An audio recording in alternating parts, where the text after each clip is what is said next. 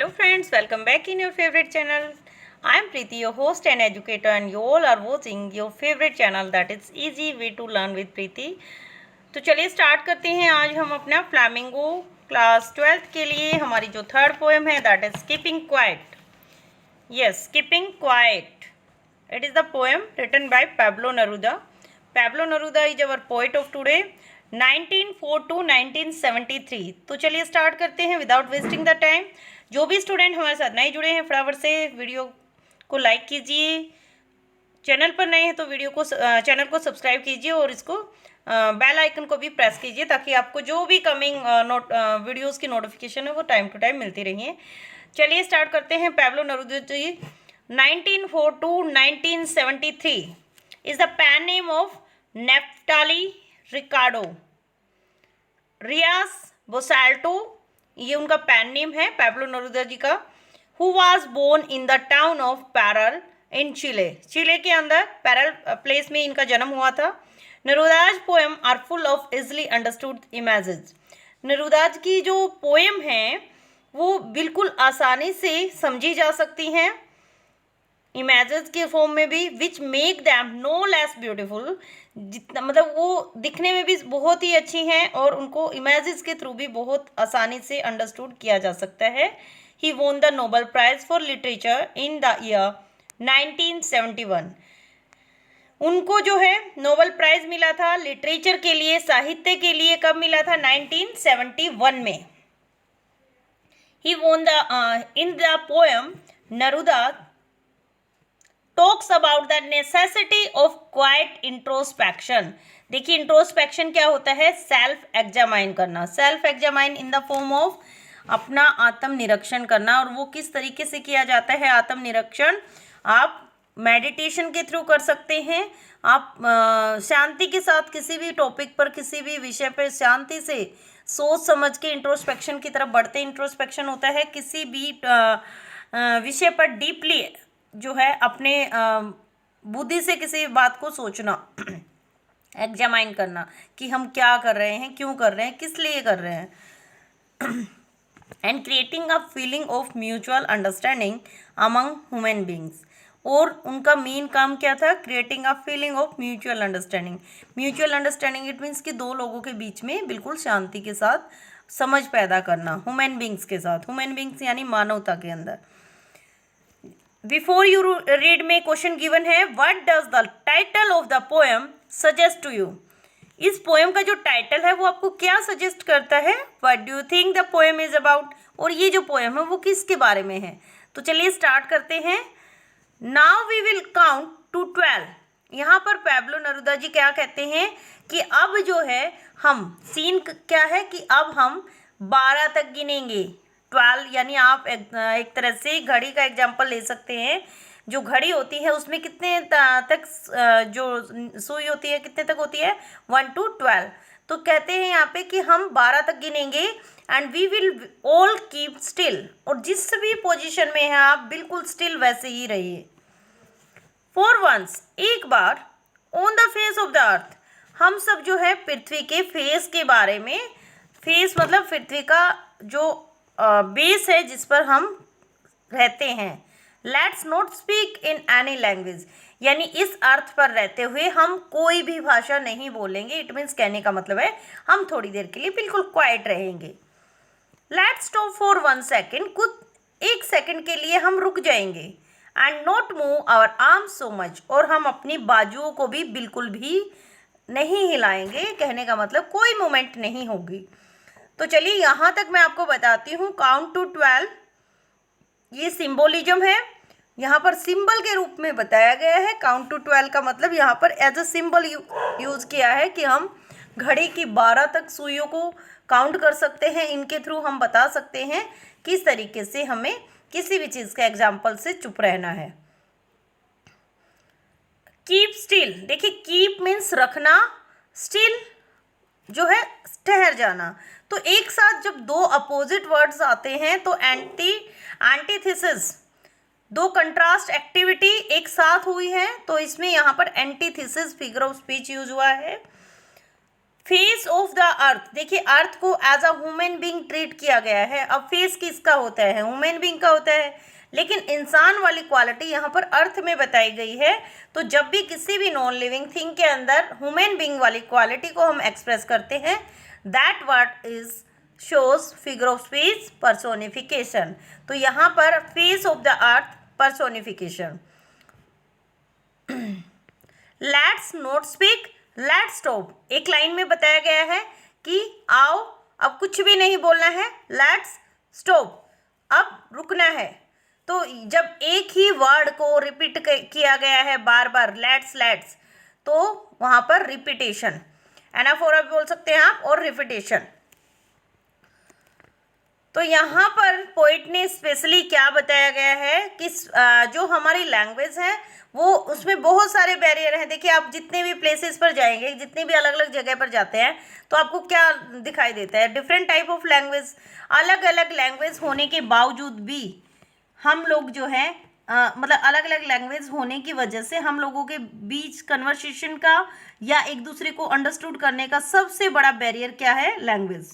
तो हम कुछ देर के लिए कोई भी भाषा इस्तेमाल नहीं करेंगे, हम बिल्कुल क्वाइट रहेंगे। नेक्स्ट एंजॉय करते हैं। It would be an exotic movement, exotic क्या होता है, स्ट्रेंज।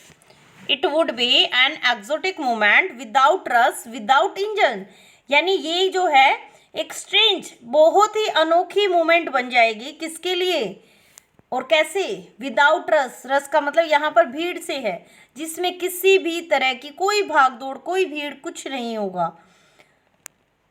विदाउट इंजन, जिसमें कोई इंजन यानी किसी भी तरह की कोई मशीनरी यूज नहीं की जाएगी, without engine. We would all be together, हम सब जो है एक साथ होंगे, हम सब एक साथ होंगे, कैसे, in a sudden strangeness, in a sudden strangeness का मतलब होता है अचानक से, जैसे एक अनोखे मतलब अजनबी मिलते हैं, इस तरीके से अनोखे ढंग से हम जो है एक साथ होंगे, किसी भी तरह की कोई मूवमेंट कहीं पर नहीं होगी। तो अगर ऐसा हम करते हैं कि हम कुछ देर के लिए कोई भी मूवमेंट नहीं करते हैं, बिल्कुल स्टिल रहते हैं, तो ऐसी कंडीशन में कोई भी रस, कोई भागदौड़ आपको दिखाई नहीं देगी, और ये इतनी स्ट्रेंज मूवमेंट बन जाएगी कि वहाँ पर किसी भी तरह का इंजन यानी मशीनगिरी आपको वर्क करती हुई दिखाई नहीं देगी। We would all be together, और हम सब जो है एक साथ इकट्ठे मिलकर रहेंगे, इन अ सडन स्ट्रेंजनेस, एक अनोखी स्ट्रेंजनेस में। नेक्स्ट पैराग्राफ करते हैं, फिशरमैन। फिशरमैन का एग्जाम्पल चलिए एक बार मैं बता देती हूँ आपको, इसमें कौन सा फिगर ऑफ स्पीच यूज हुआ है। देखिए विदाउट, विदाउट दो बार यूज हुआ है हमारा, विदाउट रस विदाउट इंजन, तो रिपीटेशन आ गया, रिपीट ऑफ वर्ड। तो जहां पर कोई भी वर्ड रिपीट होता है दैट इज रिपीटेशन। उसके बाद लास्ट लाइन है इसी में, इन अ सडन स्ट्रेंजनेस, तो यहाँ पर एस एस, एक ही अल्फ़ाबेट की जब बार बार जो है रिपीट होता है कोई भी अल्फ़ाबेट की साउंड या अल्फ़ाबेट, दैट इज एलिट्रेशन, तो यहाँ पर एलिट्रेशन यूज हुआ है। नेक्स्ट फिशरमैन, फिशरमैन को एज अ सिंबल यूज किया गया है यहाँ पर, फिशरमैन इन द कोल्ड सी, यानी मछुआरे जो है आपको ठंडे समुद्र में, कहने का मतलब है कि मछुआरे कौन है यहाँ पर, आप बोल सकते हैं ओप्रेसर। ओप्रेसर कौन होते हैं, जो दूसरों पर अत्याचार करते हैं। Would not harm whales, whales क्या होती है, वैसे तो मछली का नाम होता है ना, लेकिन यहाँ पर वेल्स जो है एज अ डिप्रेसर यूज किए गए। डिप्रेसर कौन होते हैं, अत्याचार को सहन करने वाले, यानी फिशरमैन को as a oppressor, oppressor means अत्याचारी, और वेल्स को एज अ डिप्रेसर यानी अत्याचार को सहन करने वाले लोगों के रूप में एज अ सिंबल यूज हुआ है। तो ये जो लैंग्वेज है यहाँ पर पैब्लो नेरूदा जी की, वो फुल ऑफ सिंबोलिज्म वाली यूज की गई है। तो यहाँ पर उन्होंने बताया कि थोड़े समय के लिए ठंडे समुद्र में किसी भी तरह की कोई फिशरमैन की एक्टिविटी नहीं होगी, वो किसी भी मछलियों को कोई भी नुकसान नहीं पहुँचाएंगे। And the man gathering salt, और जो लोग यहाँ पर समुद्र के पास नमक इकट्ठे करते हैं, अब नमक इकट्ठे करते हैं तो समुद्र का जो नमक होता है इतना सल्टी होता है कि उसको उठाते वक्त उन लोगों के हाथ में इतने बड़े बड़े कट लग जाते हैं कि वो उनके हाथों को चीर देते हैं, ख़त्म कर देते हैं बिल्कुल। तो कहते हैं कि अब थोड़ी देर के लिए कोई भी इंसान जो है, जो भी नमक इकट्ठा करते थे, वो भी किसी भी तरह के अपने हाथों में कोई भी नुकसान नहीं पहुंचाएंगे। इट मीन्स वो अपनी एक्टिविटी को थोड़ी देर के लिए रोक देंगे। नेक्स्ट यहाँ पर भी हाँ, his hurt hand, S repeat हुआ है 3 वर्ड्स में, तो it is alliteration. Yes, last next आता है दोज हु प्रिपेयर ग्रीन वोर। देखिए ग्रीन वोर किसके लिए यूज हुआ है यहाँ पर? ग्रीन वोर इट मीन्स कि जो एक एज अ सिंबल ही यूज हुआ है डिफोरेस्टेशन के लिए। आजकल लोग क्या करते हैं, फॉरेस्ट को कट करते जा रहे हैं, तो एक तरह से ये ग्रीन वोर है। यानी पहले के टाइम में जगह जगह फॉरेस्ट होते थे, लेकिन आज के टाइम में आपको कहीं फॉरेस्ट, बहुत रेयरली फॉरेस्ट मिलते हैं, या स्पेशली हम फॉरेस्टेशन का काम करते हैं। तो अदरवाइज आपको हर सिटी में, हर जो है विलेज एरिया में कहीं ना कहीं इतनी ग्रीनरी दिखाई देती थी, बट अब कहीं देखने को नहीं मिलती है। तो those who prepare green Wars, यानी जो लोग हरे युद्ध के लिए प्रिपेयर करते हैं, वॉर्स विद गैस, गैस के साथ युद्ध करते हैं। गैस इट मीन्स की पोल्यूशन बोल सकते हैं आप। वॉर्स विद फायर, जो फायर मतलब जो बॉम्ब बना बना के वॉर करते हैं। विक्ट्री विद नो सर्वाइवर, ऐसी जीत का क्या फ़ायदा, मतलब ऐसा युद्ध जिसमें कोई भी सर्वाइवर, कोई भी नहीं बचेगा, उस जीत को इंजॉय कैसे करेंगे आप? विक्ट्री विद नो सर्वाइवर, ऐसी जीत किस काम की जहां पर उस जीत को सेलिब्रेट करने के लिए ही कोई ना बचे। Would put on clean clothes and walk about with their brothers in the shade doing nothing. कहने का क्या मतलब है कि would put on clean clothes, clean clothes यहाँ पर यानी नए परसेप्शन के लिए यूज़ किया गया है कि एक तरह से हमें अपने ऊपर, क्लीन क्लोथ्स का मतलब होता है हमें अपना नया पर्सपेक्टिव, नया दृष्टिकोण लेके आगे बढ़ना चाहिए। इट मीन्स कि अब हमें अपने जो है and walk about with their brothers, हमें अपने भाइयों के साथ, कहने का मतलब कि आपस में जो है युद्ध की भावना और घृणा की भावना को ख़त्म करके हमें पोल्यूशन, वॉर्स विद गैस यानी pollution free India, pollution free country रखनी है, पोल्यूशन फ्री वर्ल्ड रखना है। एंड वॉर्स विद फायर, और फायर के वॉर को भी ख़त्म करना है। विक्ट्री विद नो सर्वाइवर, ऐसे युद्ध का कोई बेनिफिट नहीं जिसमें हमारी जीत को सेलिब्रेट करने के लिए कोई भी सर्वाइवर ना बचे। Would put on clean clothes, अब हमें नए कपड़े पहनने हैं, पुराने कपड़े उतार देने हैं। And walk about with their brothers, और हमें अपने भाइयों के साथ आगे बढ़ना है। इन द शेड, शेड मतलब प्रोटेक्शन में, in the shade doing nothing, कुछ भी नहीं करना है आपको, एक साथ चलना है, आप कुछ नहीं करेंगे। तो यहाँ पर कौन कौन सा फिगर ऑफ स्पीच यूज हुआ है? देखिए फर्स्ट है ग्रीन वॉर्स, ग्रीन वॉर्स यहाँ पर एज अ सिंबल यूज हुआ है फॉर डिफोरेस्टेशन, तो सिंबोलिज्म। नेक्स्ट है Wars with gas, Wars with gas में भी सिंबल यूज हुआ है फॉर पोल्यूशन, तो सिंबोलिज्म ही बार बार यूज हुआ है यहाँ पर। उसके बाद क्लीन क्लोथ्स, क्लीन क्लोथ्स में सी रिपीट होने की वजह से एलिट्रेशन है, वैसे क्लीन क्लोथ्स भी यहाँ पर सिंबोलिज्म ही यूज हो रहा है यहाँ पर भी, और पर्सपेक्टिव कि हमारा दृष्टिकोण हमने चेंज करना चाहिए। उसके बाद आता है इन द शेड, यानी यहाँ पर शेड कौन सी? इन द शेड का मतलब है हमें प्रोटेक्शन में जाना चाहिए, तो in the shade it is metaphor, metaphor use हुआ है, अंडरलाइन कर लीजिए। And next is what I want should not be confuse, यानी मैं क्या चाहता हूँ इस चीज में आपको कंफ्यूज होने की ज़रूरत नहीं है। What I want should not B confused with total inactivity, यहाँ पर पोइट पैब्लो नेरूदा जी क्या कहते हैं? आपको सिर्फ इनएक्टिव रहना है। इनएक्टिव का मतलब होता है आपको टोटली बिना किसी एक्टिविटी के लिए, थोड़ी देर के लिए आप स्टिल हो जाइए, कोई एक्टिविटी कुछ भी नहीं करनी है आपको। Life is what it is about, life है क्या, जीवन क्या है? It is about I want no truck with death, यानी लाइफ का क्या मतलब बताया है यहाँ पर कवि ने कि मैं ऐसी लाइफ चाहता हूँ जिसमें किसी भी तरह की माराधाड़ी ना हो, यानी लाइफ वो है जिसमें जो मृत्यु से पहले है, ट्रक विद डेथ, मौत से टकराने से पहले है, वही लाइफ है। उसके बाद तो क्या लाइफ है? लाइफ खत्म ही हो जाएगी।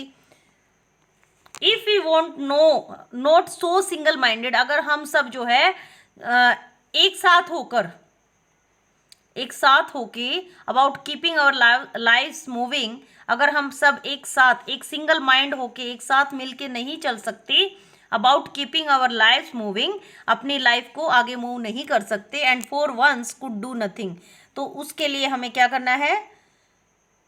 अगर हमें एक साथ सिंगल माइंड बन के नहीं रह सकते, नहीं करेंगे, तो about keeping our life moving, तो हम अपनी लाइफ को मूव करते हुए आगे बढ़ेंगे। For once could do nothing, इसके लिए हमें एक बार कुछ नहीं करना है। परहैप्स अ ह्यूज साइलेंस, यहाँ पर एक लंबी साइलेंस हो सकती है, एक लंबी साइलेंस रखनी है आपको, यानी एक बड़ी चुप्पी, यहाँ पर उदासी के लिए यूज की गई कि बड़ी चुप्पी, एक बड़ी उदासी, माइट इंटरप्ट हिज सैडनेस, शायद उसकी उदासी को वो, इंटरप्ट का मतलब होता है विघन डालना किसी चीज में, शायद उसकी बड़ी चुप्पी की वजह से जो है ये सैडनेस जो है शायद खत्म हो जाए। Of never understanding our selves, जो कभी भी न समझने वाले, and of the threatening our selves with death, और जो मौत के खतरे में खतरे की धमकी दे रहे हैं, थ्रेटनिंग आवर सेल्फ, जो अपने आप को मौत के खतरे में डाल रहे हैं या मौत की धमकी दे रहे हैं, तो उन सब के जो है हम ऐसे कभी नहीं समझ सकते हैं। इसीलिए कहते हैं कि हम खुद को कभी नहीं समझ सकते और अपने को हम मौत के खतरे में डाल रहे हैं, अगर हम एक बड़ी चुप्पी या साइलेंस के साथ जो है स्टिल नहीं रह सकते हैं तो। And the last is perhaps the earth can, इसमें I want no truck with death, weaver, देखिए वीवर आया है तो इट मीन्स रिपीटेशन हो गया, तो एलिट्रेशन है ये, W W, so single, S S, again alliteration.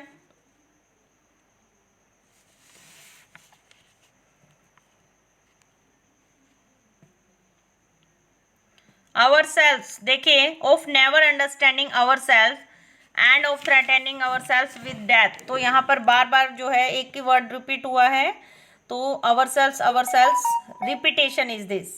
अब लास्ट करते हैं, perhaps the earth can teach us. अब यहाँ पर कवि कहते हैं अगर इन सब बातों से भी अगर आप नहीं समझते ना, तो शायद ये अर्थ हमें सिखा सकती है, पढ़ा सकती है।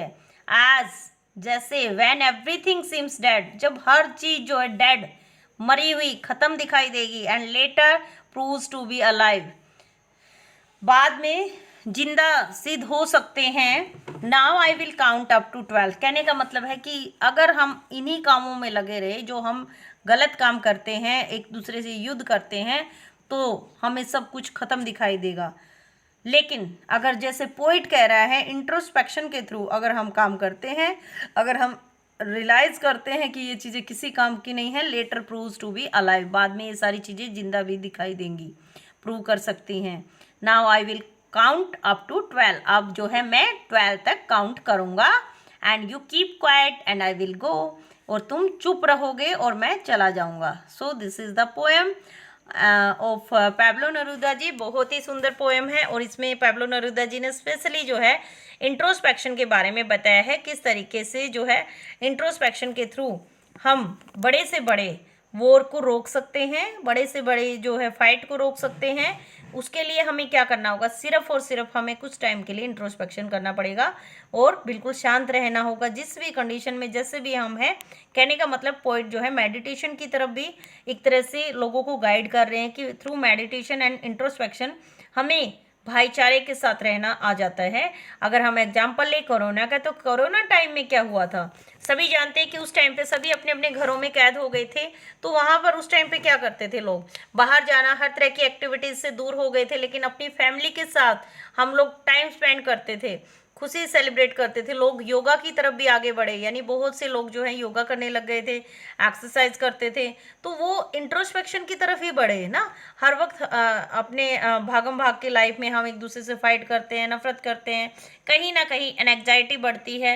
लेकिन जब हमने अपने आप को टाइम दिया, तो हमने समझा इस चीज़ को कि ये सब चीज़ें तो कुछ टाइम के लिए होती हैं, स्टेबल नहीं है। अगर हमें लंबे समय तक शांति बनाए रखनी है, प्यार बनाए रखना है, तो उसके लिए हमें अपने आप को समझना होगा और हमारे इर्द गिर्द रहने वाले सभी लोगों की फीलिंग्स को भी समझना पड़ेगा, यानी नफरत को भी अगर दूर भगाना है तो उसके लिए आपको प्यार का सहारा लेना पड़ेगा।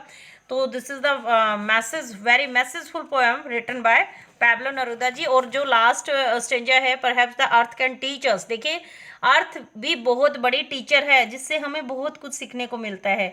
सो अर्थ को यहाँ पर फिर से as a human being use किया गया है, तो it is personification, perhaps the earth can teach us. यहाँ पर पर्सोनिफिकेशन यूज हुआ है, अंडरलाइन इट।